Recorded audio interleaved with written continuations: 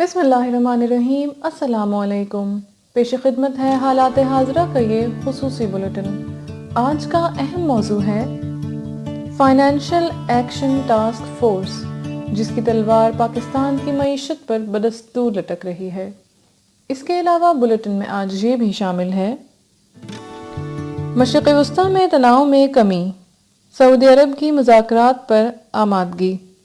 برطانوی حکومت کی سرکاری ویب سائٹ پر برطانوی شہریوں کے لیے ٹریول وارننگ آج بھی موجود، مگر 14 اکتوبر کو برطانوی شہزادے ولیم اپنی اہلیہ کے ہمراہ پاکستان پہنچ رہے ہیں۔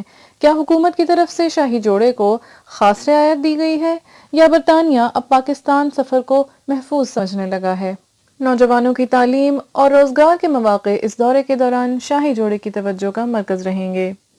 پاکستان میں انسداد پولیو کی مہم کو ایک بار پھر ناکامی کا سامنا۔ یہ مہم عالمی سطح پر حکومت کے لیے صبح کے باعث بن رہی ہے۔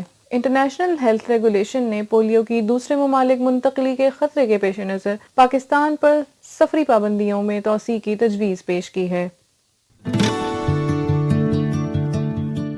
اور اب بڑھتے ہیں آج کے اہم موضوع کی جانب۔ فائنینشیل ایکشن ٹاسک فورس کا آسیب بدستور پاکستان کی معیشت پر منڈلا رہا ہے۔ پاکستان کے حکومتی حلقے بہت پر امید ہیں کہ گزشتہ ایک برس میں پاکستان میں کافی حد تک فائنینشیل ایکشن ٹاسک فورس کی شرائط کو پورا کرنے کی بھرپور کوشش کی گئی ہے۔ یہاں پر یہ بات قابل ذکر ہے کہ پاکستان کا مالی نظام نہ صرف انتہائی پیچیدہ ہے، بلکہ بڑے شہروں کے علاوہ ملک بھر میں بینکنگ کا نظام خال خال ہی نظر آتا ہے۔ عملی طور پر اسٹیٹ بینک آف پاکستان نے تمام بینکنگ صارفین کے لیے نہ صرف بائیو میٹرک کو یقینی بنانے کی بھرپور کوشش کی ہے، بلکہ منی لانڈرنگ اور بے نامی اکاؤنٹس جیسی مالی بقاعدگیوں کو پہلی بار منظر عام پر لایا جا رہا ہے۔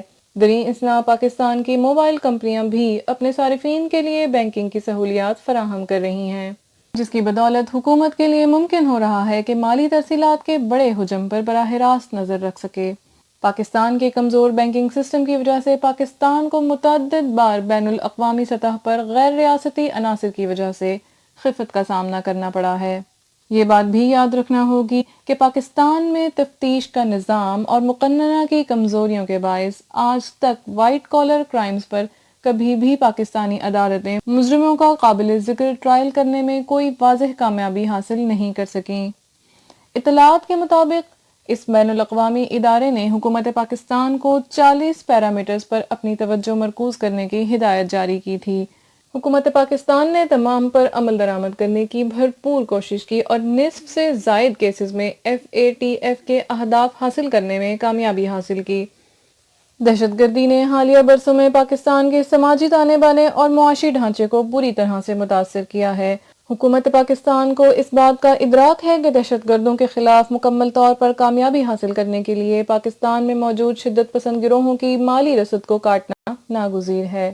دنیا بھر میں مالیاتی ترسیلات کا نظام دن بدن ٹیکنالوجی کے باعث تبدیل ہو رہا ہے، جبکہ پاکستان کے ریاستی ادارے اپنے محدود وسائل کے سبب مالی بقاعدگیوں پر نظر رکھنے اور مجموعی طور پر نظام کو بہتر بنانے سے قاصر ہیں۔ حالات حاضرہ کا یہ خصوصی بلیٹن کرنٹ افیئرز ڈائجسٹ کی ادارتی ٹیم نے تیار کیا ہے۔ اگر آپ کو ہمارا یہ بلیٹن پسند آیا ہے تو اپنی قیمتی آراء سے ہمیں ضرور آگاہ کیجیے۔